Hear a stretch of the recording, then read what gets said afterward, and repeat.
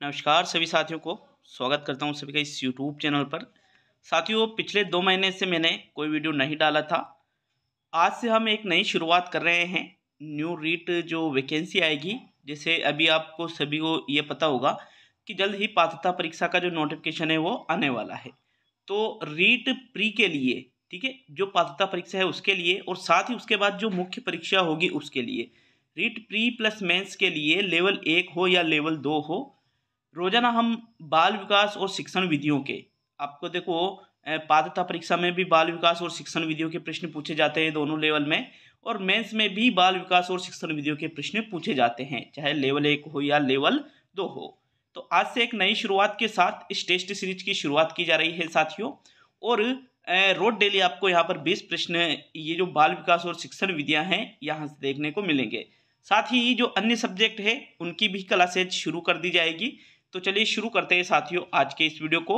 20 प्रश्नों को हम हल करके देखते हैं और बहुत ही शानदार प्रश्न हैं जो बिल्कुल एग्जाम पैटर्न पर आधारित है। तो चलिए शुरू करते हैं आज के इस वीडियो को। तो मित्रों, यहाँ पर देखिएगा, पहला जो प्रश्न है, प्रश्न संख्या 1, क्या पूछा गया है प्रश्न संख्या 1 में, इनमें से वर्गात्मक एवं युगपत समीकरणों को हल करने में उपयुक्त शिक्षण सहायक सामग्री है। विकल्प 4 है आपके कौन कौन से, जादू की लालटेन, बुलेटिन बोर्ड, ग्राफ या लिंगुआ फोन।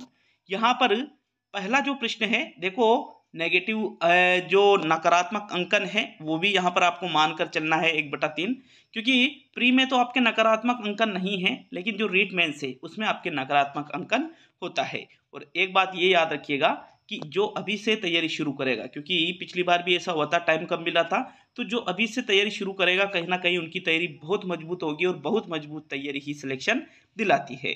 तो यहाँ देखो, वर्गात्मक और युगपत जो समीकरण है इनको हल करने के लिए जादू की लालटेन का उपयोग नहीं किया जाता है। जादू की लालटेन तो एक दृश्य सामग्री है साथियों। बुलेटिन बोर्ड, ग्राफ या लिंगुआ फोन, तो इनमें से यहाँ पर आपका आंसर होगा विकल्प नंबर 3। किसका उपयोग किया जाता है? ग्राफ का उपयोग किया जाता है वर्गात्मक एवं युगपत समीकरणों को हल करने के लिए। पहले प्रश्न का तीसरा विकल्प सही है। दूसरे प्रश्न की ओर बढ़ते हैं। प्रश्न नंबर 2 है, आपकी कक्षा में कुछ विद्यार्थियों का गणित के प्रति नकारात्मक दृष्टिकोण है, आप इसे दूर करने के लिए क्या करेंगे? इसमें देखो बाल विकास के प्रश्न भी सम्मिलित है और टीचिंग मेथड के प्रश्न भी सम्मिलित है। तो विकल्प है यहाँ, शिक्षण विधियों में आप सुधार करेंगे या फिर आप जो निराश विद्यार्थी है उनसे मुंह मोड़ने लग जाएंगे, या फिर आप सूक्ष्म से स्थूल की ओर शिक्षण सूत्र का प्रयोग करेंगे अथवा उनसे नए आयाम स्थापित करने के लिए कहेंगे।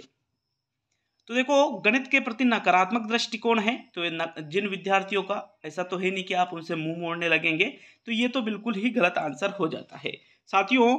अगर ऐसा है तो हम अपनी शिक्षण विधियों में क्या करेंगे? सुधार करेंगे। यहाँ विकल्प 1 आपके दूसरे प्रश्न का उत्तर होगा। चलिए तीसरे प्रश्न की ओर बढ़ते हैं। प्रश्न संख्या 3 है, इनमें से कौन सी सामाजिक परिस्थिति मानव जीवन को प्रभावित करती है? शासन व्यवस्था, कृषि, वनस्पति और धार्मिक स्थान। देखो, वह सामाजिक परिस्थिति जो किसको प्रभावित करे? मानव जीवन को। तो साथियों, जो मानव जीवन को सामाजिक परिस्थिति है जो प्रभावित करती है वो क्या है? धार्मिक स्थान। क्या है मित्रों? धार्मिक स्थान है। चौथा विकल्प तीसरे प्रश्न का आंसर है। नेक्स्ट प्रश्न संख्या 4 की ओर बढ़ते हैं। तो प्रश्न नंबर 4 है आपके, चित्रों को आवश्यकता अनुसार बोर्ड पर चिपकाकर कक्षा कक्ष में प्रदर्शित किया जाता है, इस बोर्ड को कहते हैं? आप इसको नोटिस बोर्ड कहोगे, श्यामपट कहोगे, हरितपट कहोगे या फ्लालेन बोर्ड कहोगे? तो देखो, आप यहाँ पर क्या कर रहे हैं? चित्रों को बोर्ड पर चिपका रहे हैं, ठीक है। इस प्रकार से चित्रों को आपने क्या किया? बोर्ड पर चिपका दिया और कक्षा कक्ष में उनको प्रदर्शित किया जाता है। साथियों, चित्रों को जिस बोर्ड पर प्रदर्शित किया जाता है चिपका करके, उसको फ्लालेन बोर्ड कहा जाता है। क्या कहा जाता है? फ्लालेन बोर्ड कहा जाता है। तो चौथे प्रश्न का भी आपके चौथा ही विकल्प आंसर है। नेक्स्ट प्रश्न संख्या 5 की ओर बढ़ते हैं। तो प्रश्न नंबर 5 है, जिस परीक्षा में सभी प्रश्नों का स्तर एक समान हो तो उसमें निम्न में से किस गुण का अभाव रहेगा? वैधता, वस्तुनिष्ठता, विश्वसनीयता, विभेदकारिता। तो देखो, कोई सी भी परीक्षा हो, अब उस परीक्षा में जितने भी प्रश्न हैं, मान लीजिए उस प्रश्न में 50, उस परीक्षा में टोटल प्रश्नों की संख्या कितनी है? 50 है। 50 का ही जो लेवल है ये एक जैसा है। तो साथियों, फिर वो अलग अलग जो छात्र है, जैसे मंदबुद्धि है, सामान्य है, प्रतिभाशाली है, या मंदबुद्धि से थोड़ा तेज, सामान्य से थोड़ा कम, या सामान्य से थोड़ा तेज, प्रतिभाशाली से कम, तो उन छात्रों में वो विभेदकारिता का जो गुण है, मतलब उनमें वो विभेद नहीं कर पाएगा। इसलिए ये जो गुण है इस परीक्षा में जिस गुण का अभाव है वो कौन सा है? विभेदकारिता। फोर्थ विकल्प 5वें प्रश्न का आंसर है। देखो ये चीजें आपके रीट प्री के लिए, रीट मेंस के लिए, लेवल 1 लेवल 2, साथ ही सेकंड ग्रेड, फर्स्ट ग्रेड और सीटेट का जो अभी आपके पेपर होने वाला है उसके लिए भी काफी ज्यादा उपयोगी रहेगा। ठीक है, तो नेक्स्ट प्रश्न नंबर 6 की ओर बढ़ेंगे। यहाँ चौथा विकल्प आपके यहाँ पर भी सही है। प्रश्न संख्या 6 है, छात्रों के अधिगम के कमजोर क्षेत्रों की पहचान करने के लिए किस प्रकार का परीक्षण सहायक है? निदानात्मक परीक्षण, उपलब्धि परीक्षण, संकल्पनात्मक या योगात्मक परीक्षण और निर्माणात्मक परीक्षण। तो देखो आपको क्या करना है, जो छात्र है अधिगम के जिस क्षेत्र में कमजोर है उसकी आपको क्या करना है? पहचान करनी है। और पहचान करने के लिए साथियों कौन सा परीक्षण किया जाता है?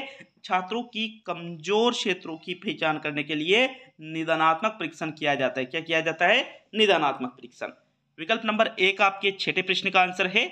चलिए प्रश्न नंबर 7 की ओर बढ़ते हैं। तो प्रश्न संख्या 7 है, इनमें से कौन सा प्रकरण परिचर्या विधि द्वारा पढ़ाने हेतु उपयुक्त नहीं है? भारत की विदेश नीति, आधुनिक भारत में जीना, यूएनओ एवं विश्व शांति और सौरमंडल। 4 यहाँ पर विकल्प है। जिस प्रकरण, ये जो 4 प्रकरण हैं, जिस प्रकरण को आप परिचर्या विधि के द्वारा नहीं पढ़ा सकते हो, ठीक है, उपयुक्त नहीं है, उस प्रकरण का चयन आपको 7वें प्रश्न में करना है। तो मित्रों अगर हम बात करें परिचर्या, छात्रों से चर्चा के माध्यम से हम भारत की विदेश नीति है, आधुनिक भारत में जीना है और यूएनओ एवं विश्व शांति, इन पर परिचर्या विधि के माध्यम से आप चर्चा करके छात्रों को पढ़ा सकते हो। लेकिन सौरमंडल पर चर्चा करके नहीं, बल्कि सौरमंडल का तो आपको चित्र बनाना होगा कि किस प्रकार से हमारा सौरमंडल है, किस प्रकार से उसके आसपास ग्रह चक्कर लगाते हैं, कौन सा ग्रह कहाँ पर स्थित है, सारी चीजें आपको चित्रों के माध्यम से बतानी पड़ेगी। तो फोर्थ विकल्प आपके 7वें प्रश्न का आंसर होगा। नेक्स्ट प्रश्न नंबर 8 को देख लेते हैं। प्रश्न नंबर 8 है आपके, ड्रेकाली विधि कौन से विद्यार्थियों के लिए प्रयुक्त की जाती है? प्रतिभाशाली छात्र, मानसिक विकार या मंदबुद्धि विद्यार्थी, औसत विद्यार्थी और सृजनशील विद्यार्थी। तो देखो एक विधि आती है जिसका नाम क्या है? ड्रेकाली विधि। ड्रेकाली विधि साथियों जो है ये आपके औसत विद्यार्थी या प्रतिभाशाली विद्यार्थी या सृजनशील विद्यार्थियों के लिए नहीं प्रयुक्त की जाती है, बल्कि जो मानसिक विकार ग्रस्त बालक होते हैं या जो मंद बुद्धि विद्यार्थी होते हैं उनके लिए ड्रेकाली विधि का प्रयोग किया जाता है। दूसरा विकल्प आपके प्रश्न संख्या 8 का सही आंसर है। देखो ड्रेकाली विधि का जो निर्माण है ये ड्रेकाली के द्वारा ही किया जाता है। किसके द्वारा? ड्रेकाली के द्वारा ही ड्रेकाली विधि का निर्माण किया गया था। नेक्स्ट 9वें प्रश्न की ओर बढ़ेंगे साथियों। तो प्रश्न नंबर 9 है, इनमें से कौन सा कागज फ्लेनल बोर्ड के पीछे चिपका रहता है? सोख्ता कागज, रेगमाल कागज, अभिलेखीय कागज या अस्तर कागज। तो जो कागज फ्लेनल बोर्ड के पीछे चिपका रहता है, ठीक है, फ्लेनल बोर्ड जो है, ठीक है, फ्लेनल बोर्ड जो है इसके पीछे एक कागज चिपका रहता है साथियों, वो कैसा कागज होता है? यहाँ पर आपके पहला, दूसरा, तीसरा, चौथा, इनमें से कौन सा आंसर रहेगा? विकल्प नंबर दूसरा विकल्प आपके सही रहेगा, रेगमाल कागज। तो 9वें प्रश्न का आंसर सेकंड सही है। नेक्स्ट 10वें प्रश्न की ओर बढ़ते हैं। प्रश्न नंबर 10 को देखेंगे। देखिएगा, विद्यालय पाठ्यक्रम विषयों के शिक्षण एवं अधिगम में खोज उपागम के प्रयोग को लोकप्रिय बनाने का श्रेय किसे दिया जाता है? जेरोम एस ब्रूनर को, H.E. आर्मस्ट्रॉन्ग को, जीन पियाजे को, थॉर्नडाइक को। देखो ये जो प्रश्न आया था तो ये भी आपका जो पिछली रीट मेंस हुई थी लेवल 1 में ये प्रश्न पूछा गया था साथियों। भाई विद्यालय पाठ्यक्रम विषयों के शिक्षण और अधिगम में यहाँ पर एक शब्द आया था खोज उपागम, ठीक है, खोज उपागम को लोकप्रिय बनाने का श्रेय पूछा गया है। और मित्रों अधिकतर हमारा जो आपने एक विधि पढ़ी होगी खोज विधि या अनुसंधान विधि, तो उसके जनक तो H.E. आर्मस्ट्रॉन्ग हैं, लेकिन लोकप्रिय बनाने का श्रेय आर्मस्ट्रॉन्ग को नहीं बल्कि जेरोम एस ब्रूनर को। खोज उपागम है, ये खोज विधि नहीं है, दोनों चीजें अलग अलग है, ठीक है। खोज विधि के जनक कौन है? H.E. आर्मस्ट्रॉन्ग। और खोज उपागम को लोकप्रिय बनाने का श्रेय किसको दिया जाता है? जेरोम एस ब्रूनर को। पहला विकल्प 10वें प्रश्न का आंसर है। नेक्स्ट 11वें प्रश्न को देख लेते हैं। तो प्रश्न नंबर 11 देखिएगा, 11वें प्रश्न को, इनमें से कौन सा कथन रचनावाद उपागम के संबंध में सही नहीं है?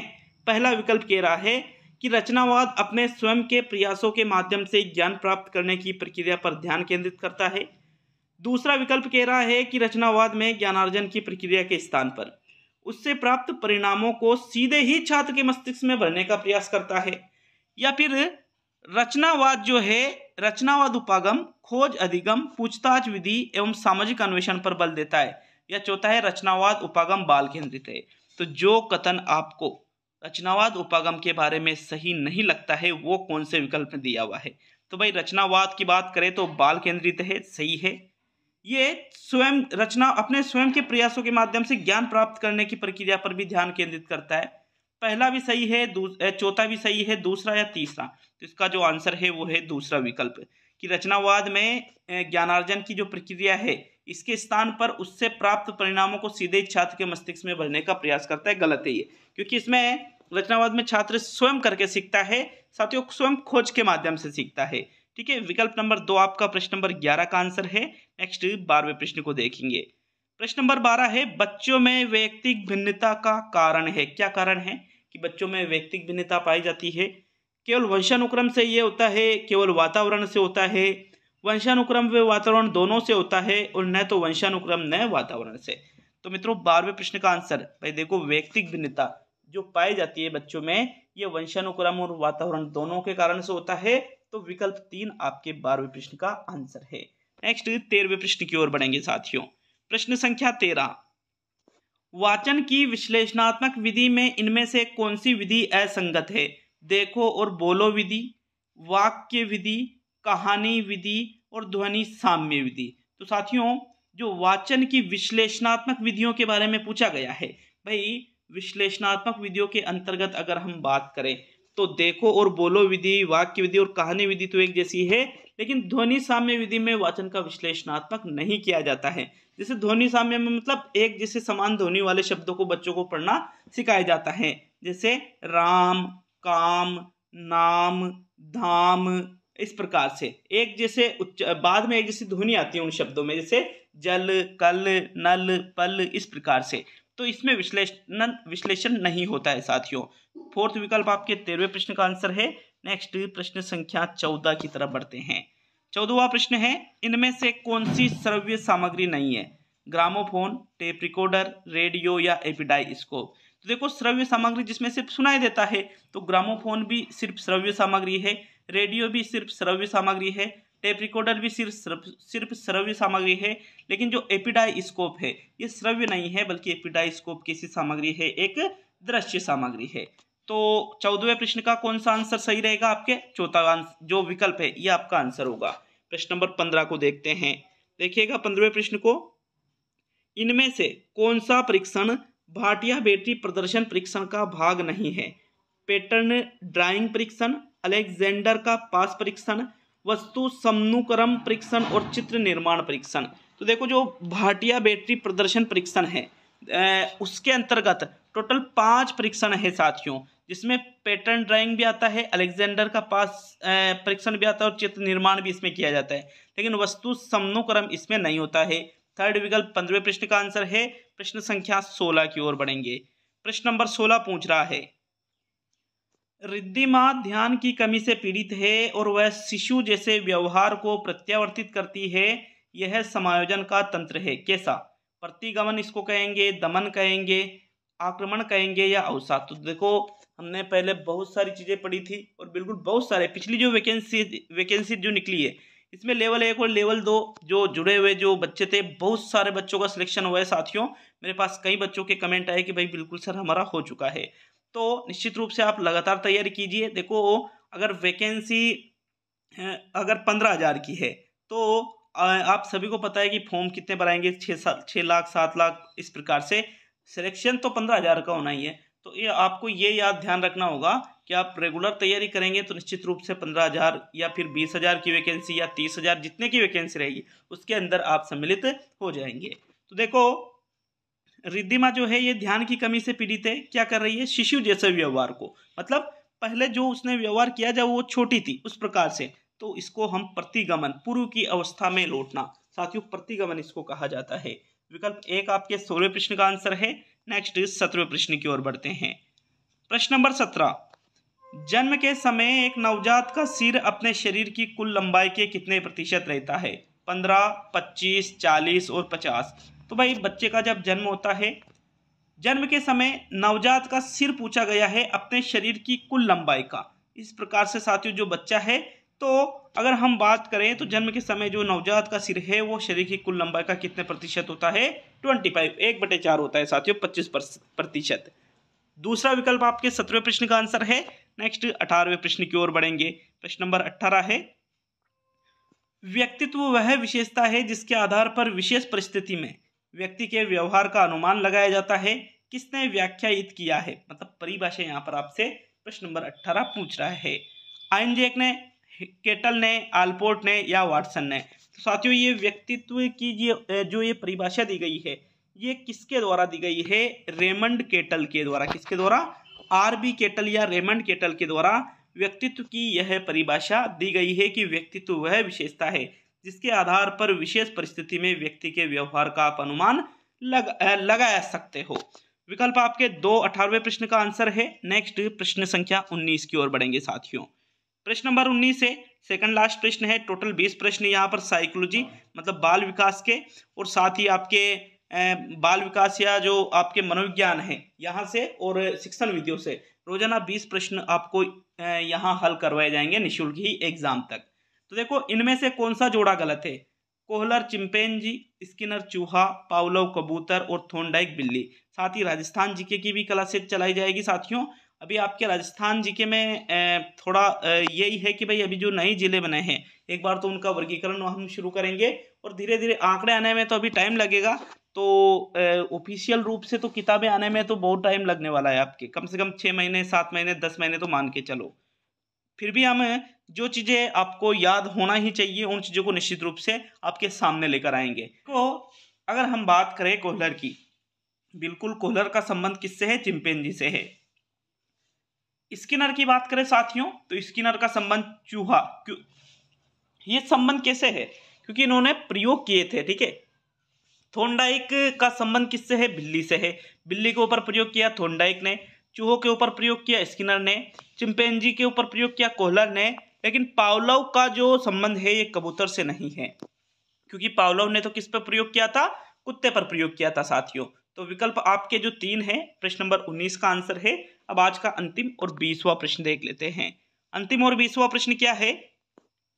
इनमें से कौन सा कथन शैक्षिक मनोविज्ञान की प्रकृति के संबंध में सही नहीं है? विकल्प 1 है, यह एक सुसंगठित, व्यवस्थित एवं सार्वभौमिक तथ्यों का एकीकरण है। यह वैज्ञानिक विधि का प्रयोग करता है। यह एक सकारात्मक विज्ञान की जगह नियामक विज्ञान है, और यह हमेशा सत्य की खोज में रहता है। तो बहुत ही अच्छा प्रश्न है ये, शैक्षिक मनोविज्ञान की प्रकृति के बारे में जो सही नहीं है वो इनमें से कौन से विकल्प में दिया हुआ है? तो आपके जो विकल्प नंबर 3 है ये कह रहा है कि ये सकारात्मक विज्ञान की जगह नियामक विज्ञान है। जी नहीं, यहाँ पर शैक्षिक मनोविज्ञान की जो प्रकृति है ये एक सकारात्मक विज्ञान की है, न कि नियामक विज्ञान की। अतः तीसरा विकल्प आपके 20वें प्रश्न का आंसर है। बाकी ये जो है वैज्ञानिक विधि का प्रयोग करता है शैक्षिक मनोविज्ञान, सुसंगठित है, व्यवस्थित है, सार्वभौमिक तथ्यों का एकीकरण इसमें किया जाता है, और हमेशा सत्य की खोज में ये रहता है साथियों। तो तीसरा विकल्प आपके प्रश्न 20 का आंसर है। ये प्रश्न थे जो पिछला एग्जाम हुआ था उसमें इस प्रकार से आपके प्रश्न पूछे गए थे। आशा है आपको वीडियो अच्छा लगा होगा। निश्चित रूप से हम एग्जाम तक अब वापस यहाँ एक नई शुरुआत की है, तो आप हमसे जुड़े रहेंगे ऐसी हमें आशा है साथियों। निश्चित रूप से अगर आपको कोई डाउट लगता है तो आप कमेंट बॉक्स में कमेंट कर सकते हो। मिलते हैं जल्द ही अगले वीडियो में।